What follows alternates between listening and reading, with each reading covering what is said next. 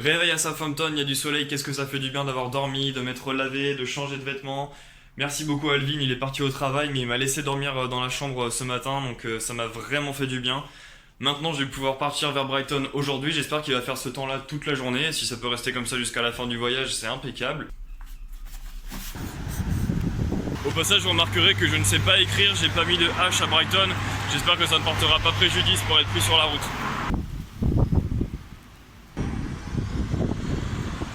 Beaucoup de passages depuis tout à l'heure, avec ma pancarte ça n'a pas marché pour l'instant mais au moins ça a fait rire les gens, il y a des gens qui ont essayé de me prendre en photo avec la pancarte là, on que je les voyais pas mais si c'était marrant de toute façon.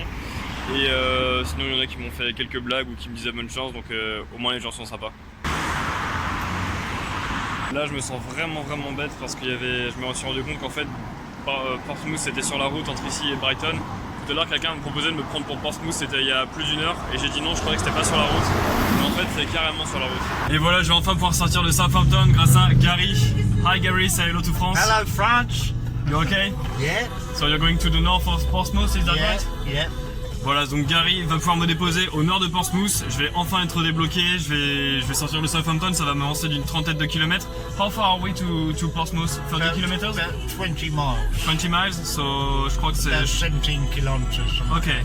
Ok, donc je vais faire à peu près 30 km. Ça va me déposer vers Portsmouth et ensuite on continuera. Il y a encore bon espoir d'arriver à Brighton dans la soirée. Thank you, Gary. Okay.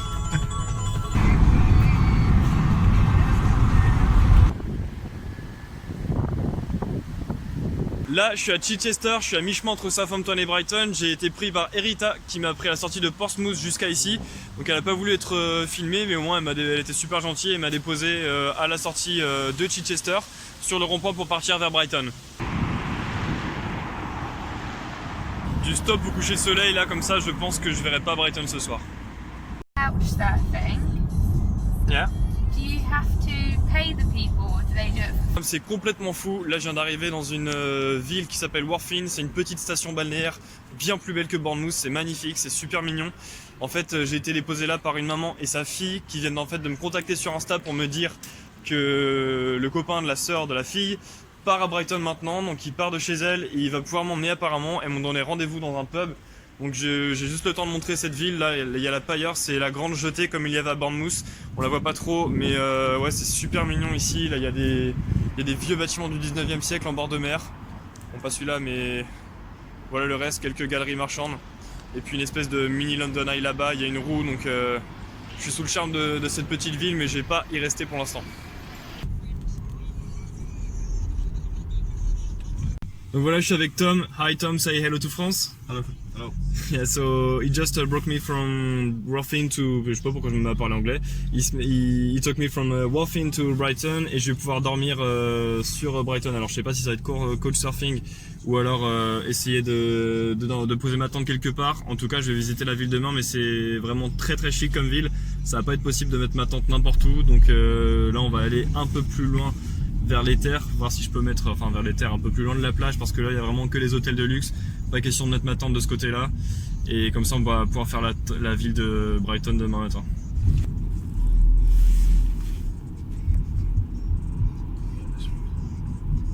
Donc là j'ai toujours la chance de mon côté, Tom va me faire dormir chez lui comme ça a été hier pour Alvin. Je trouve encore un logement au dernier moment et ça fait vraiment plaisir. On voit qu'on est chez un vrai fan de Manchester United. Il y a des objets de collection partout. So Tom, could you just introduce me a little bit your boots collection? Yeah. So, Adidas Accelerator, 1998, the white ones obviously. Got Donc, les Predators originels de 98. the Vapors, Ronaldo. The Brazilian? Yeah. Yeah. Les Nike Vapor de Ronaldo le Brésilien. The Adidas Accelerator, the remake. Yeah. La réédition. When was it? Last year? I think so, yeah. Yeah. Donc la réédition des Predators de l'année dernière. And the original from 1998. Yeah. The boots of Zizou. Yeah.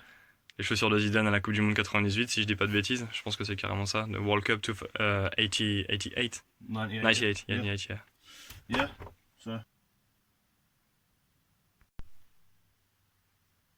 Encore une journée qui a été assez fatigante, mais je vais pouvoir encore dormir dans un endroit confortable. J'ai encore eu de la chance ce soir. Donc merci à Tom, merci beaucoup en plus à ses parents qui sont là, qui me laissent dormir. Donc voilà, beaucoup de chance. Demain, c'est donc la ville de Brighton, peut-être un départ à Londres. Je vais voir comment ça se passe. Donc voilà, bonne nuit, fin du 3e épisode.